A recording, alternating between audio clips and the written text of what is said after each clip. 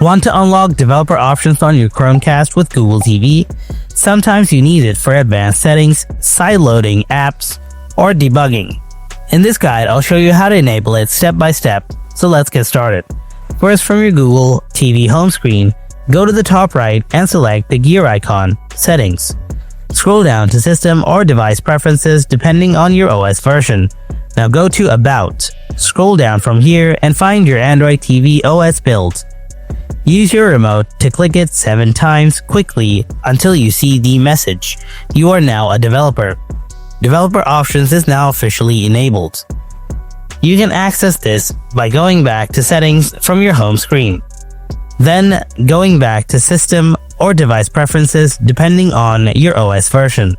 Now, if you scroll down a while, you'll now see Developer Options available at the bottom or near the bottom section.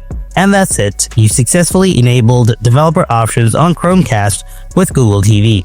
If you found this guide helpful, then don't forget to hit that like button and subscribe for more Google TV tips and tricks.